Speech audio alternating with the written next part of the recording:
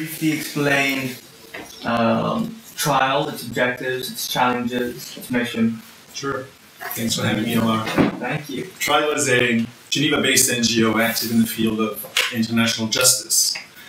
Basically, what we do is try to help victims of what we call international crimes: genocide, war crimes, crimes against humanity, torture, enforced disappearances. The list is long, unfortunately. We help victims obtain justice, basically.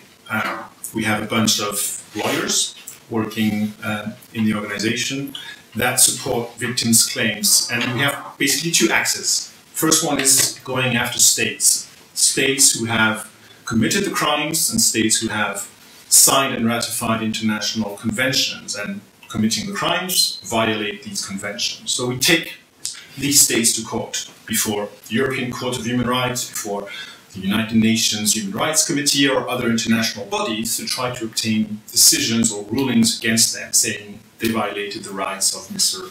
or Mrs. XYZ. That's the first aspect of it, targeting states. And the second, maybe a more sexy, more interesting, is targeting individuals, the perpetrators, low-level guys or the guys higher up in the chain of command, because we know and we have information that some of these, eventually a lot of these, have taken up refuge in European countries, in Switzerland, for instance, but in other European countries, in Canada and the US, in places where it is possible to go after them using the new tools of international law. We have information about hundreds of perpetrators who have fled Sierra Leone, Iraq, Timor-Leste, Sri Lanka, Guatemala, whatever.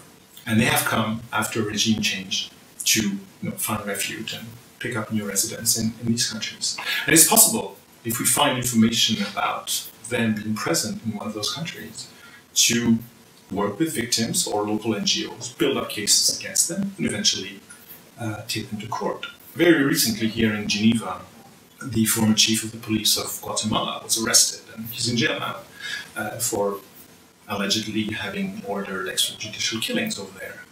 We had a case against a former minister of defense of Algeria who was at the head of the army at the start of the civil war in the 90s. He's been charged with war crimes in Switzerland. The case is ongoing. And you have in a lot of countries those cases popping up more and more.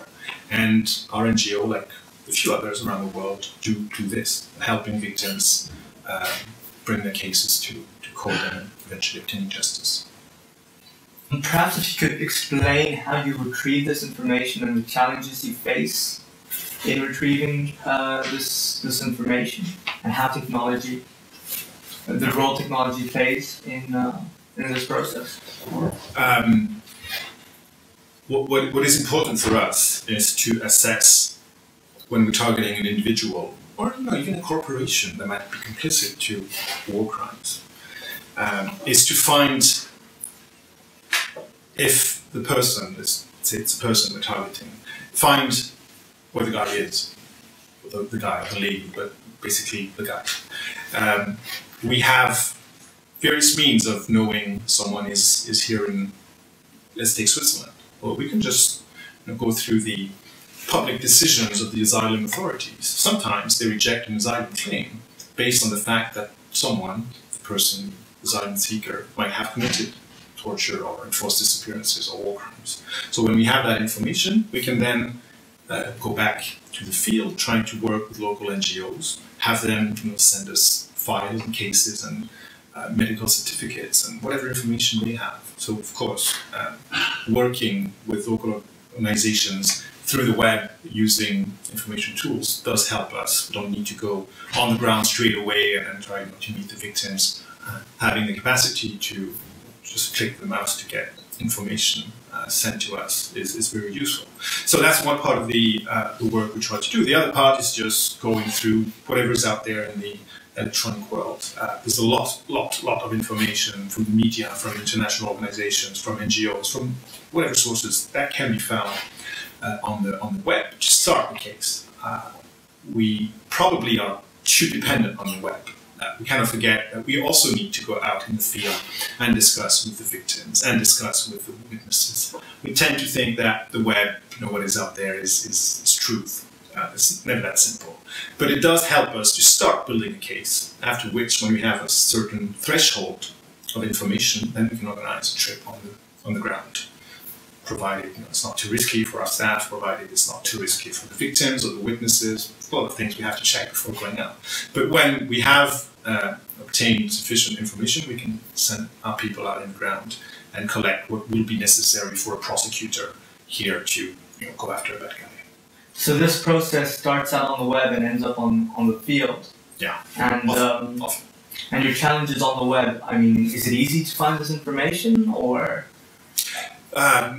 Easy, I would not say. One of the main obstacles is language. We have a case against, let's say, this is not a real example, but against someone from Syria. How do we get the information? There's a lot on Syria ongoing. People taking videos with their mobiles and posting it to YouTube. How do you retrieve the information? How can you pick up who's committing the crime on that video? There's a lot of work we cannot do. It's just too much information out there. But I know there's people working on that. How can you process the hundreds and hundreds and hundreds of videos that are already on YouTube, and how can you match them with chain of commands, with locations, with the other information that could then tell you this guy was there and might have committed that, and we see him in the video. And language is, of course, a great difficulty. We're a small NGO. We don't have the means to analyze stuff that are in languages we don't usually work in. So that will be one of the challenges, I guess, in the future, to have automatic translation of all that. That'd be great. So by organizing and structuring all this information on the web related to social and humanitarian efforts, I guess that'll help your initiative quite a lot, no? It certainly would or will. The new information tools do open up huge new fields for cooperation with people on the ground. These could be activists, or their NGOs, could be lawyers working on cases who might have difficulty accessing case law or best practices from the state, and that might be in need of getting that information, of getting sound, good reasoning for their case that they're handling before their national court. And then maybe they will turn to us and ask us for support, how to argue a case, and then maybe ask us to take the case to the international level.